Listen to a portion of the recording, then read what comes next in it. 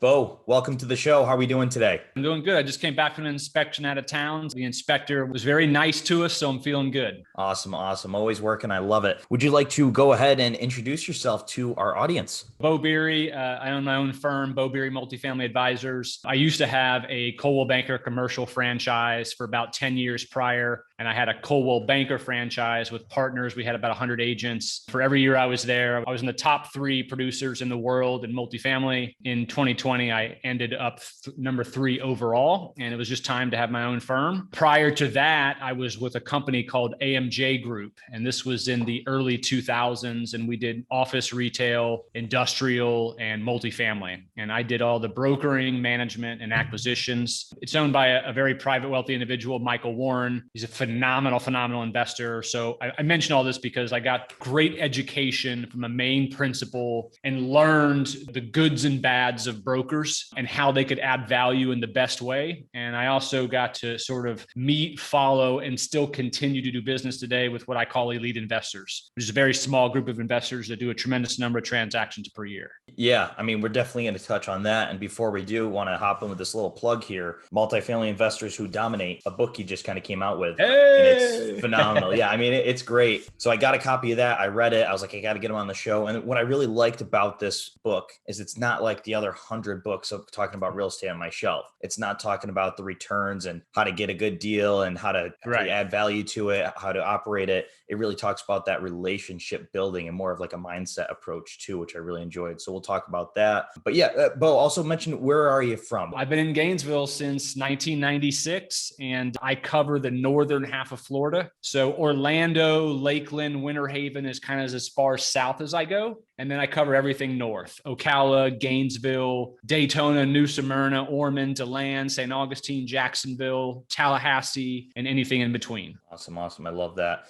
So being that you're a lead broker, we're obviously going to be talking about brokers today and how important they are to business. Before we hop into that, you have these awesome YouTube videos and you say something at the beginning of each YouTube video. I need you to just do for me real quick. So we're going to get started. Let's go. I love it. Awesome. So brokers, we know how important brokers are in this business. You guys are the marketing machines. When a lot of people say, okay, let's go look for off-market deals, I can't help but to kind of shake my head and say, there's someone that's doing way better at you at that. And that's the brokers in those markets. Brokers are extremely important because that's where all your deal flow is coming from and who you want to build relationships with. And, DJ can touch on this as well. When we enter a new market, like we were in North and South Carolina, that was kind of our first thing we did to break into that market, was build those broker relationships, those boots on the grounds. And just to show these individuals that was very serious. I'm from New York, DJ's in the Carolinas. I flew in, we met with about 14 brokers, I think, somewhere in that realm. Perfect. In 1 week. And then I'm going back down next week and we're going to meet with a few more. And so to me, that really means showing these guys you're serious. They get flooded, and Beau, you could say this too. They get flooded with emails every week, phone calls. Hey, can you send me some deals? Oh, I like this property. I mean, the list goes on, but taking that step, going across the country or down country or whatever, and getting in front of them and telling them what you're looking for and being very specific is important. So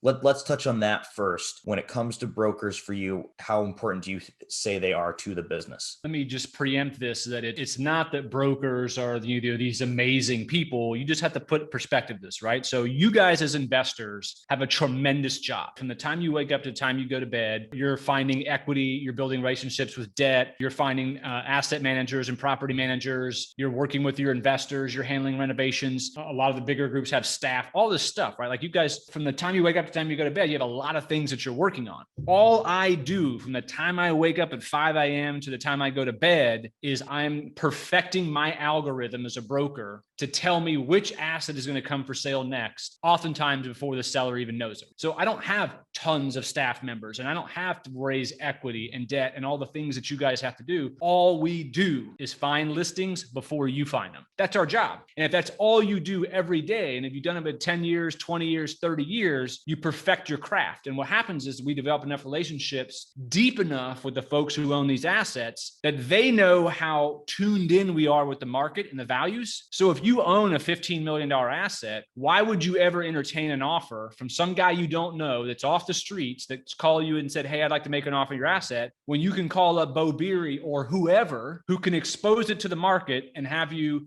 13 offers in 9 days and be under contract within 20 days and close 60 days later and create a bidding war. And so most sellers, particularly over 30, 40, 50 units, once you get over that mark, these are sophisticated people. They know how the world works, and they're not going to just sell it for nothing off the streets. They're going to bring in the relationships. They know that we have been talking to all the people who buy stuff. So I know all the buyers and I have all their criteria and I know what they'll pay and what their constraints are and whether or not working a 1031 and how they participate in different transactions. So I can give them background on everybody. Right. And you guys are definitely established. So with the broker, you're talking to these sellers, like you were saying, you know when these sellers are going to sell before they even do. So you know people that just went through acquisition or 2 years into it, they're most likely not going to sell right away, but you know when they're going to. You have an idea. So where does it begin for you when you're building relationships with these sellers? How do you get that first touch, that first breakthrough with them? The very first point of contact is when they're new to market. So what I did was, this was, I guess it's been 12, 14 years ago. What I did as a broker was I exported from every property appraisal website, every owner of every asset in the entire northern half of Florida. So in Florida, it's basically a Shobi state on their property appraisal websites. And so you can see who owns all this assets. And most of them have the ability to export to Excel. I then imported them into my CRM. And over the years, I've built relationships with all of them already. Nowadays, when someone's new to market, so we have a ton of calls, all the brokers from California and New York right now, because they're getting killed on values, taxes, all that stuff. So when some guy in California who may own 3,000 units there buys their first deal in Jacksonville, they pop up on the sale records in the property appraiser website. My assistant finds that, sees that sale, puts it in my spreadsheet, finds out everything about that sale through online and research, sends me the new contact information for that person. I reach out to them, hey, Dante, my name's Beau Beery. I'm with Multifamily Advisors. I'm a broker in Florida. I see you just bought ABC apartments. Hey, nice job. You actually got that for a good price. By the way, I happen to know the seller. I kind of get real warm with him very quickly that I'm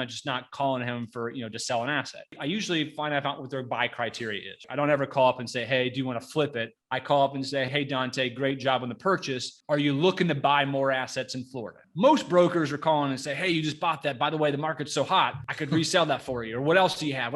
Sell, sell, sell, sell. Especially the national brokerages, the publicly traded ones, it's all very transactional. I flip the script and find out what they want to buy. And so I've created these two software systems in my CRM that's properties, all the properties and every characteristic you can think about. And on the buy side, I have it all in searchable fields for everything they like to buy: number of units, size, age, type of construction. And so as I plug that in, that way, when I get listings, instead of just email blasting it to 20,000 people and putting it on every website, I can narrow down to the exact 86 people who want this exact asset. I mean, down to the brick. Right. That's how I built my database moving forward. But in the past, it was spending years uploading all those folks to the CRM, finding contact information. And you can imagine I've had these conversations with the same folks that trade, buy, and sell over the last 20 years. So you get close with them. So let me ask you this then. When they're coming into, like you said, when you have California or New York investors come into this new market and they bought their first asset, being that they bought that first asset, do you think they might already be building a relationship with the listing broker on that asset? Or are you thinking they're just kind of coming in unrepresented and new listings you're going to bring out to them? If I'm the California guy and I have a lot of assets in California, but then nothing in New York, you're probably going to be selling your history in California. Again, most of these guys who already own a bunch of units, they know how the game works. They know they can't just call up a broker and turn in an offer and not tell them anything about themselves. Right, smart guys are saying, hey, I own this, this, and this. Here's the addresses. Would love to develop a relationship with you. I'm sure you know what's going on in California. I'm buying this asset. Here's my criteria.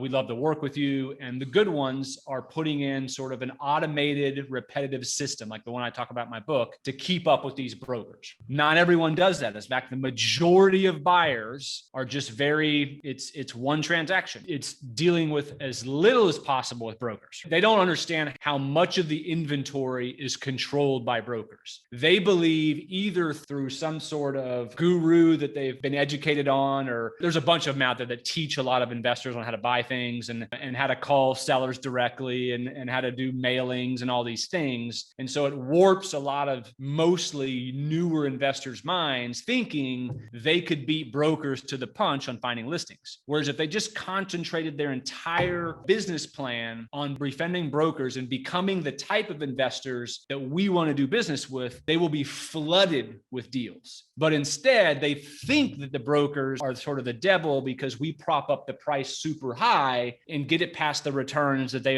could ever buy it at. And yes, that is part of our job. But the fact of the matter is, if I compare the guy who tries to do the off-market purchase for a discount, which is bullshit, I'll address that later, versus the guy who develops relationships with brokers, this guy is buying 5-6 times more than this guy by far. Now, the per deal, say, profit margin or cash on cash might not be as strong as the guy who bought this. But if your overall goal is to grow units and grow profitability and grow company worth, why would you go the slower route? I know some investors, by the way, who they get a thrill out of being able to say, I bought this off market. You know, so-and-so died, the widow inherited it. Man, this thing's worth $80,000 a unit. I got it for $62 a door. Well, great. I know guys who just bought 6 deals in the time it took you to find that.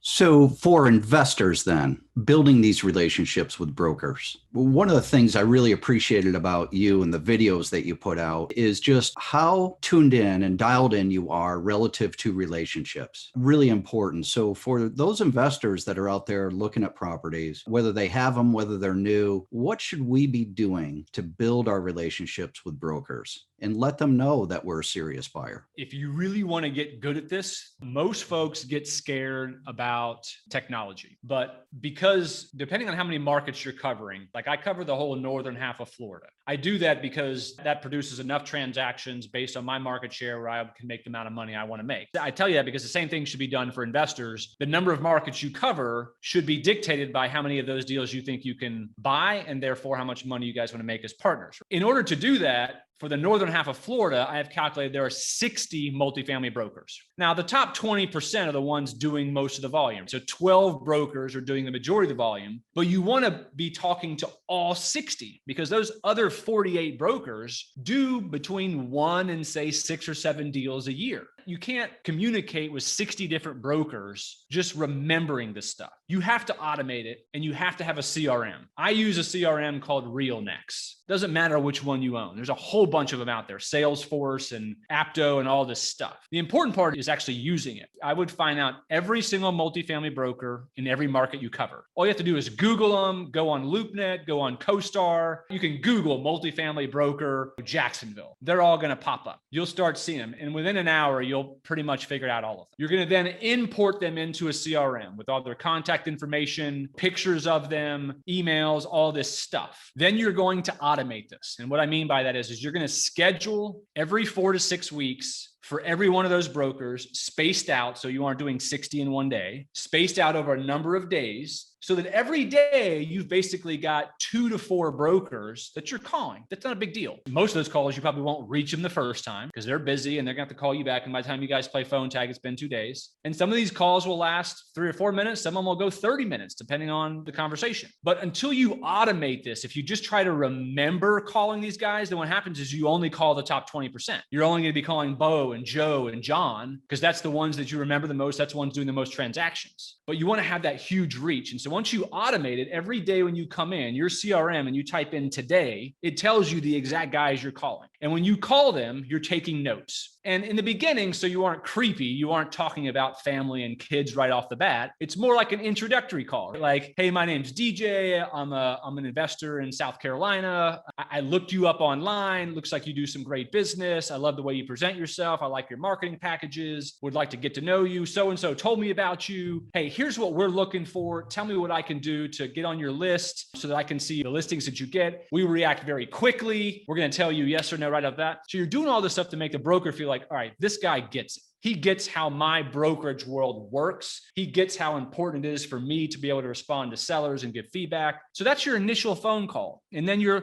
immediately, whatever it is that you find out about that broker during that conversation, maybe you guys talk about cars or you talk about golf, whatever it is, just something light, you're making notes. Hey, Beau loves Porsche cars. The guy's a fanatic about it. And then you're scheduling it right away. As soon as you hang up that call, if you don't schedule it, that's one of the 69 brokers who's going to do 5 to 10 to 15 deals a year here for the next 20 years, you just lost them just because you didn't schedule. You got to schedule it. So you're scheduled in 6 weeks, you're going to call Beau again. And when 6-week call comes up, you're reading your notes. After a year, after 2 years, you got a whole thing of notes. You start to get to know each other. Maybe you go to a car show together. You play golf together. You have a beer together. Whenever you're in town checking out a property, you're calling up Beau and say, hey, I'm going to be in town on Thursday. We should get together for lunch. So you can imagine, like I talk about in my book on these elite investors, over the course of 5, 10, 20 years, every 6 weeks, you're touching on these 60 brokers and you're developing relationships and you're talking about family and you're talking about hobbies and sports and deaths in the family. And, oh, did you hear about this? And it's like, it's not just about business, but you do that over a long period of time. You can see how when Beau gets a new listing,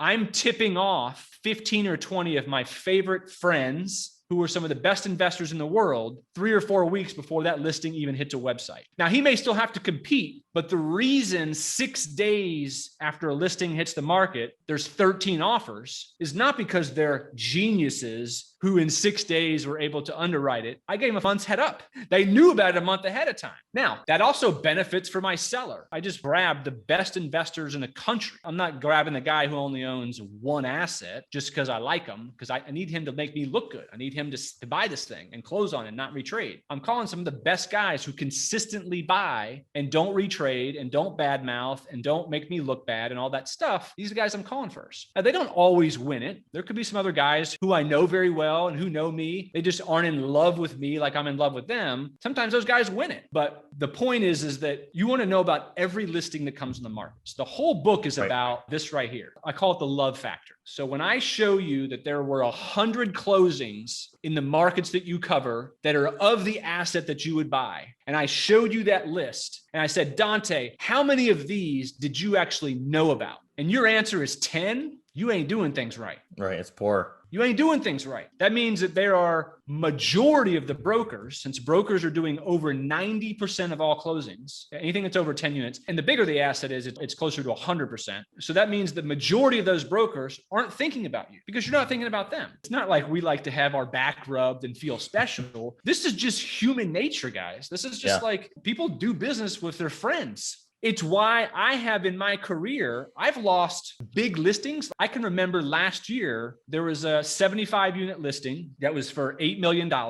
I lost the listing to a residential broker. They've never sold, not even an apartment complex, but the seller goes to church with them and they've been long-term friends. That's rare. Okay, that seller made a stupid move, but that's how important relationships are in this business. And we hear about that all the time. The problem is that until you automate this, most guys are calling the top 20% brokers. If you can cover all of them, those other 48 brokers, that other 80%, if you could just grab 1 or 2 extra transactions in a 10-year period and you made 7 figures on each, was it worth hundreds of hours of having to communicate and talk to these guys over a 10-year period? Hell yeah. It is to me. It would be to me. Yeah, no, exactly. Let's kind of go back and touch on the intro when you said you're going in this new market, you're breaking in, you're going to Google these people, you're going to call them, and you get the whole intro stage. Yeah. And what about for the listeners that are saying, I don't own any assets, I don't have anything to talk about.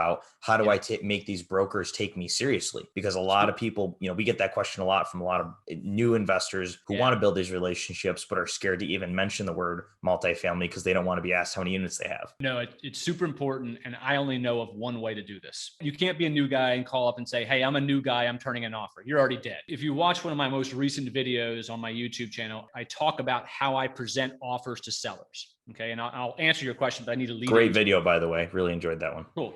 Every broker does it differently, but it goes something like this. As offers come in, I have a spreadsheet. And then spreadsheet, if you can imagine, it has columns from left to right. It has the name of the company, the principal, the price they offered, price a unit, due diligence period, closing. And then I have a very important notes section. And in the notes section is where I'm putting notes about that buyer to my seller. It could be anything from this guy is a newbie, he doesn't own anything, to he was super rude and he criticized your property, to I love this guy, I've done 3 transactions with this guy, he's a real closer, whatever it is. These are notes. As a newbie, you can't call up and say, I'm a newbie. I don't care how good your offer is. it's tough because my reputation is at risk. And if I screw this up and go with you on this seller and you retrade, or you were too inexperienced, you didn't know about something, or you didn't know how this apartment complex was built and some surprise came up and you back out, I'm toast. Because it's really hard to go back to other buyers, because the first thing they're going to ask you is, okay, what happened? So now my seller's in a weird role where I'm now having to sell to the buyers because of what the first buyer did. And that seller is probably not going to use me again, depending on how that whole situation went. So the only thing beginners can do, what I suggest, is hooking up with a mentor. You got to team up with a guy who owns units, who has a financial background, who has experience. And yes, you may have to give up 95% of your equity, your profitability, whatever it is. Yes, you found the deal, even if you found it off market, no matter how much of a champion you think you are. If you can't get under a contract and close, it doesn't mean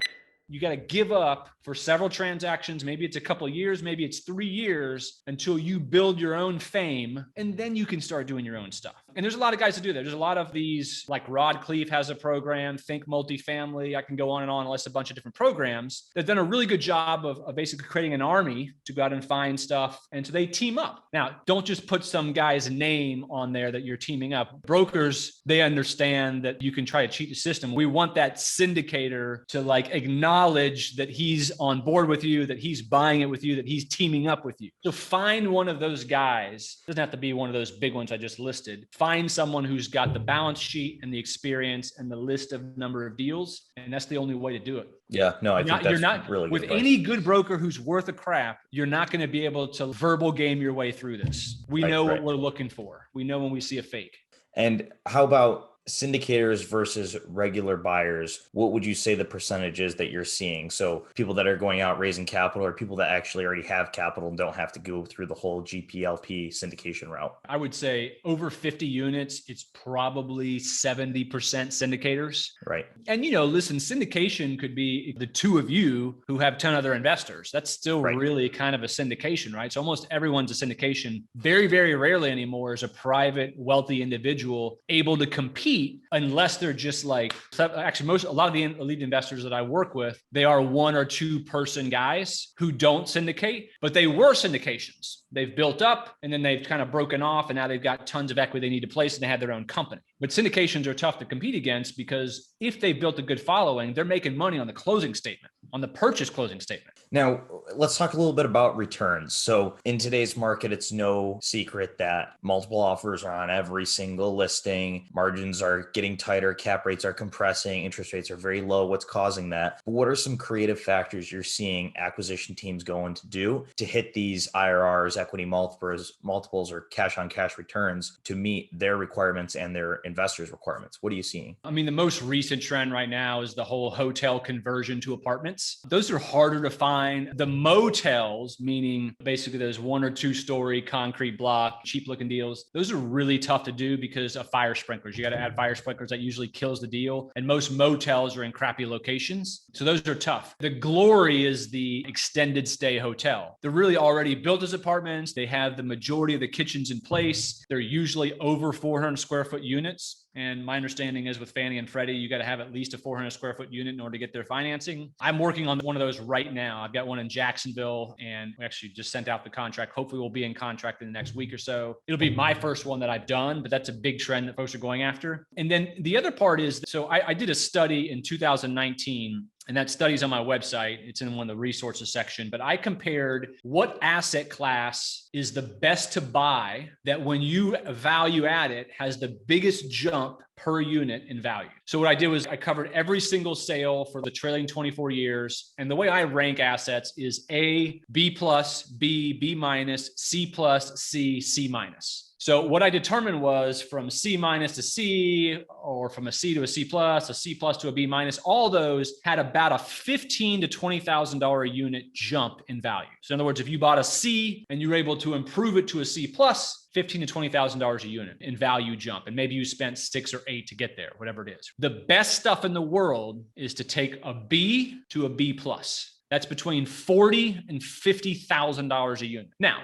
They're hard to find because you have to imagine a B plus asset is typically a mid 2000s product that is in an excellent location. So if you're finding a B, the B has to be in a comparable excellent location. It's just older. So the B might be early 2000s, but if you can upgrade it to a B plus status, countertops, all that stuff, and it's in a B plus location, you can get that $40,000 to $50,000 pop. Now the same pop exists if you can go from B plus to A, but that's even harder because every A asset is almost always within 4 years old. And so the B plus asset has to be in a sensational location, and you have to take the renovations to an A class status to compete with 2021 fixtures, countertops, technology, all that. Really hard to do, but it can be done. So let's switch gears just a little bit and take it bigger picture, markets and what the economy is doing. We've seen obviously a run on real estate. We've seen cap rates being driven down, especially in the Southeast. COVID comes along. We have a new administration. So love the let's go introduction. So let's go with markets and the crystal ball. Where are we going from here? I get asked this all the time. I'm going to tell you my opinion, but I just want to let you know that like every single year I'm wrong. Every single year I think to myself, there's no way the prices can go up. There's no way that guy who bought that for that price is going to resell in 3 years. And every damn time I'm wrong. We're at a top, right? Every single time. You know, I'm a broker in New York. I say the same thing. Realize if you buy this, you have to hold it for at least 5 years so you're not upside down. Next year they can sell it at a profit. It blows my mind. But yeah, go ahead, Beau.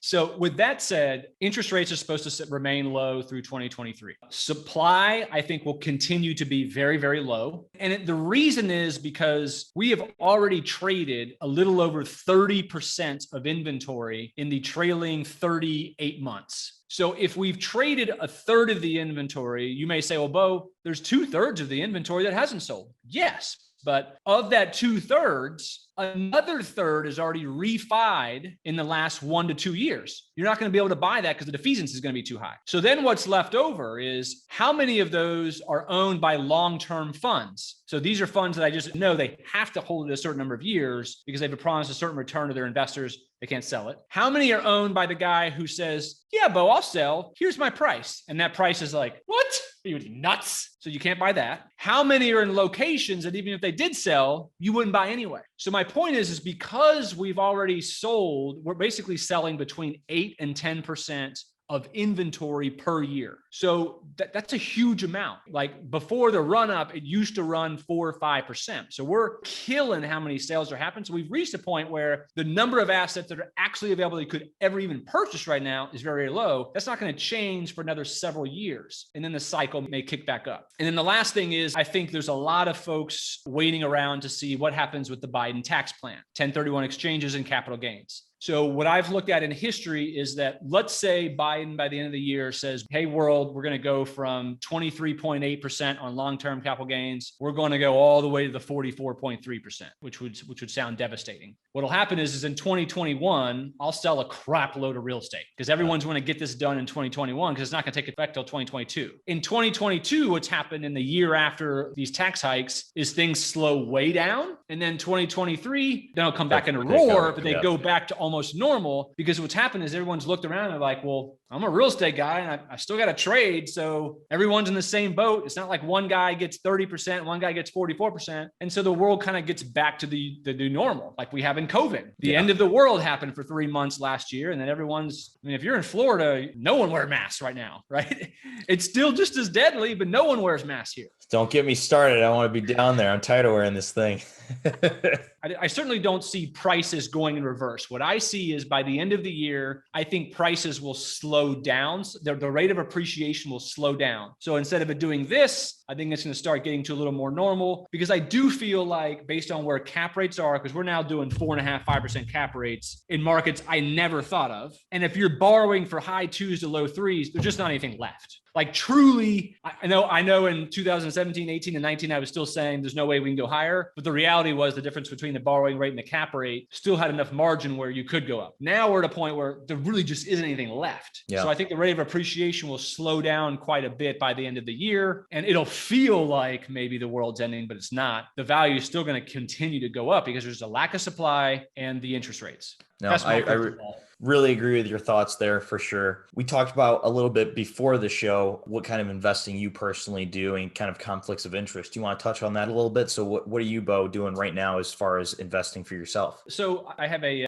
kind of a personal creed, and I actually learned this from one of the number one brokers in the world, a guy named Bob Knackel in New York. Phenomenal investment broker. Used to own Massey Knackel, sold it for this huge sum of money. He and I have shared coaches in the past. So that's how I've gotten to know him. And he told me something a long time ago, that he never buy apartments because that's what he sells. It's a huge conflict of interest. It's a conflict of interest to me. That's my personal opinion. I have broker friends that buy apartments all the time and they sell apartments. That's cool. My theory on that subject is that if I'm buying stuff, most of the investors I know who are really in this game, they're tracking sales. They're looking who bought it, who sold it. And if my name pops up 2-3 times, they're not going to use me. I'm a competitor. I also have a lot of syndicators who say, Beau, hey, we would love for you to invest in our syndication. Now, what they're really saying is, hey, Beau, we want you to invest in our syndication because now you have a vested interest to bring us deals. If I bring him deals and people find out that I'm with their syndication, then other syndications can be like, oh, I see you invested in so-and-so in syndication. How come you invested in mine? The third thing is, if I buy assets, then when I come on the market with listings, guess what Dante is going to ask me? If it's so good, how come you're not buying? Right? Yep. Early on in my career, I did that, and you just get bit too much and you're just like, screw this. So what I buy is, I wish I could buy multifamily. That's my number one favorite. I buy office and industrial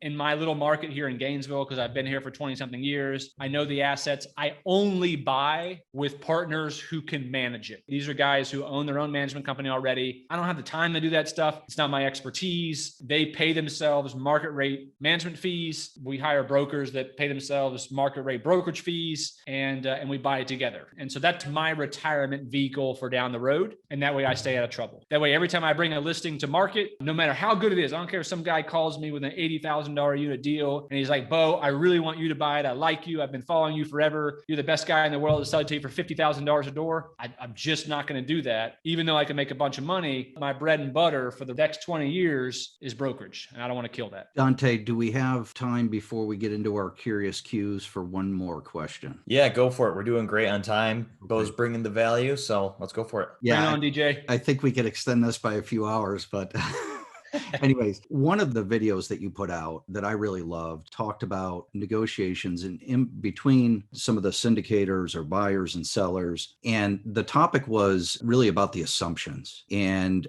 I came out of the engineering world. I've seen how when you stack conservative assumptions on top of one another, in particular, it's okay to have a conservative assumption in your underwriting. But when you start stacking those one on top of the other, you're never going to come up with a sales price that's going to make a deal work. So how should a potential buyer protect themselves and still underwrite the deal with the right numbers? Can you just touch on that piece? I thought that was a great one. That's a great question. So let me tackle it first from the sell side. The first thing that has to happen is brokers have to do a good job or better job of checking their seller. So every time I take a listing, oftentimes what happens is the seller is dictating to the broker what the sale price is. Listen, a lot of the times the sellers will call up and say, hey, we want a BOV. I do the BOV. They like the BOV. We go to market. That happens. But a lot of the times, the prices you see, no matter how crazy they are, it's the seller calling up Beau and saying, hey, my partners and I think it's worth 20 million. I do my underwriting. I can't create a pro forma that's over 17 and a half. As a broker, I have a choice. I can either take the listing, at least have a chance of selling it, or not take the listing, and some other broker is going to take it and they're probably going to sell it. But what I do with the sellers, I say, hey, listen, here's my underwriting. I think I can get you to 20 million because it's a hot market. You have a beautiful asset, but here's my underwriting. Here's what some of the offers might come in at and why.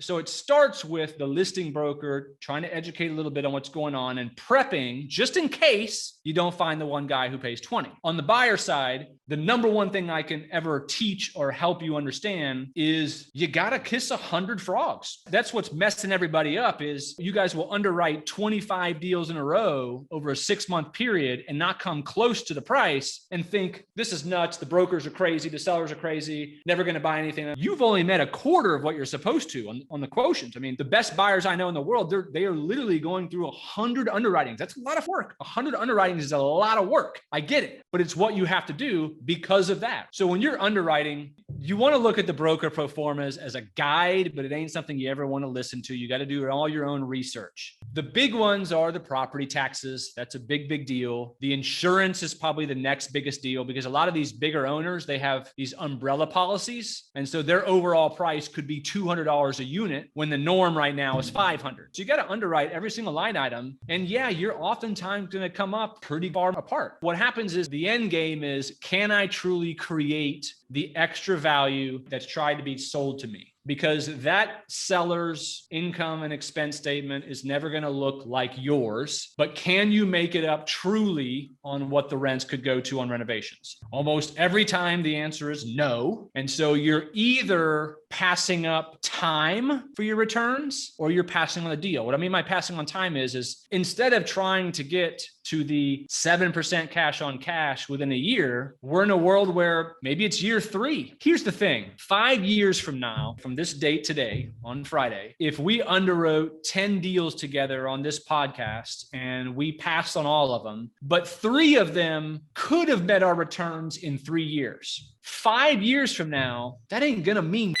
It's really not. Investors are getting way too cognitive on this stuff. They're relying way too much on that year 1 or 2 rate of return, when really in 5 years, if you're cash flowing at what you would have been and you still have some upside and it's in a good corridor and things are being developed nearby, why not go that route? Now, that takes some prep work from you to your investors. You got to let your investors know, hey, if we're going to buy stuff, I can guarantee you we get to our returns. We're just going to have to kiss the first year or 2 goodbye. Doesn't mean it's a bad asset. You're not going to be in a negative cash flow situation. You may just be at a 3% cash on cash or a 4% cash on cash. But some mentors that I had early in my career, they've always taken the long-term approach. What's happened is the problem is syndications, the average hold time right now is 41 months. You can't do jack in 41 months. You got to buy it right. But if you held it 5, 7, 10 years, or if you had that frame of mind, a lot of these deals will work. Yeah. Now, if you got to be in and out in 3 and 4, then my answer to you is you just got to kiss a lot of frogs. You can't buy into FOMO. FOMO kills people, man. It's true.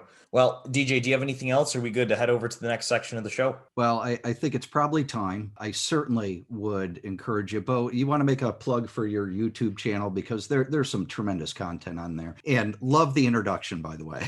Dante, how'd you do it? That was awesome. Great. Yeah, my YouTube channel is Beau Knows Multifamily. That's spelled BEAU Knows Multifamily, and just subscribe on there. And I put out a video a week. It's usually, there's videos for how to buy more units, how to sell for top dollar. I do a lot of market analytics, how to analyze markets. I even do every now and then, I put out new listings that no one else has seen. Like, it's just a fun thing I'll do sometimes where I won't even tell my most favorite guys in the world. I'll just put it up there and I'll give YouTube subscribers 2 or 3 days, and then I'll put it out on the other websites and so forth. And the other thing is I really do, I don't make, no one ever makes a bunch of money selling a book. So don't think I'm just doing this to sell a book, but this really is like a Bible for truly picking up the number of units. You can learn how to underwrite, manage, operate multifamily companies all you want, but if you never get deals brought to you, it don't mean jack. Can't get anything done. Totally agree. Awesome. Well, let's head over to our next section of the show called the Curious Cues. We're going to fire some questions at you that we ask every guest, and let's get your answer. Yeah, man. Question number 1, favorite podcast you enjoy listening to?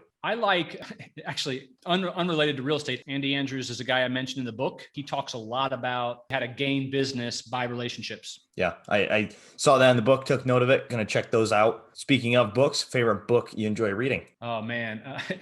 Again, everything's real estate unrelated because I'm so absorbed in it every day of my life. I'm a huge Porsche nut. My favorite things to read in the world is about Porsche 911s. It's my thing.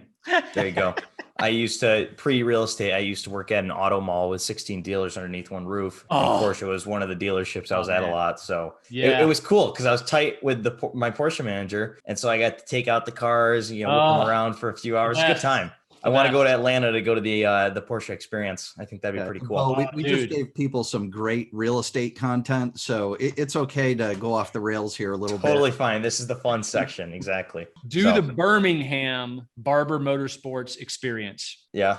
I think I saw a picture or something you there. You went there, right? That's awesome. Right. Atlanta's a tease, man. Birmingham will blow your damn mind. I'll have to check that out. Yeah. Biggest hurdle in real estate you've had to overcome?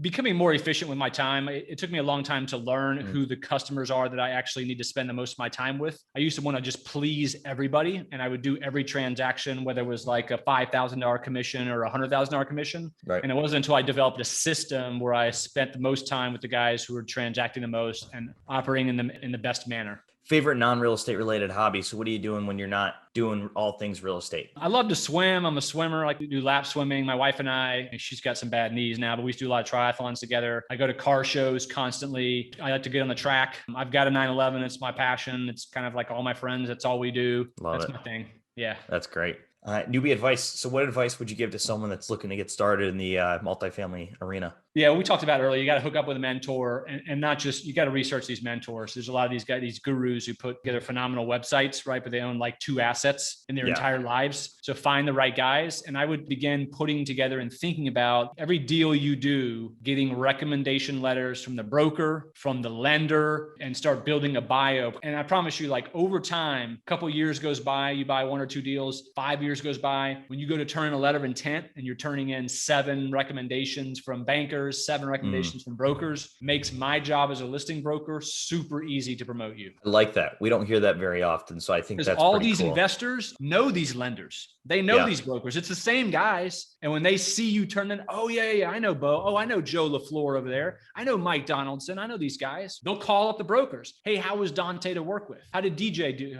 How was DJ? Was he easy to work with? Did he close in the deal? Did you guys have any extensions? These guys talk. Right. Yeah. How many times were they retrading? Were they able to, keep their word on it? Definitely. Right. I like that advice. That's good. Awesome episode, Beau. DJ, thanks for coming in as my co-host this week. Beau, thank you so much for taking the time to come on in. And guys, definitely suggest going and head over to Amazon, grab Multifamily Investors Who Dominate, write a review on Amazon as well. That always helps out. Beau, real quick, you want to plug in where people can contact you if they like what you're doing and want to work with you? Yeah, other than those 2 mediums, the easiest thing is my website is beaubeery.com, BEAUBEERY.com.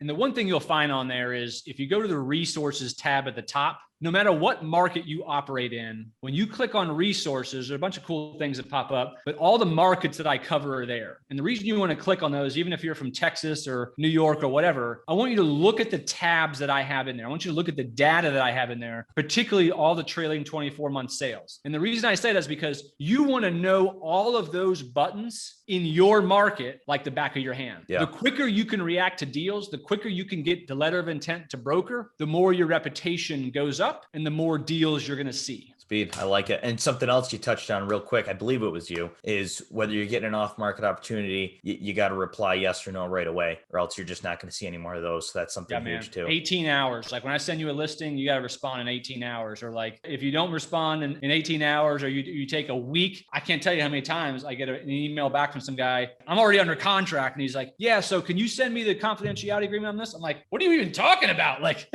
I sent this to you 7 days ago. Are you kidding me? He does that to me twice. He's off the list. Like he's not a real buyer. That's not real. So you can see this. So in my office, right there is a copy of your book. Actually, that's the timelines for the deals, just to make sure, you're staying with everything and you're on mark. So some awesome stuff. Beau, thank you again so much for coming on the show. DJ, thanks for joining as co-host, and we'll talk to you guys soon.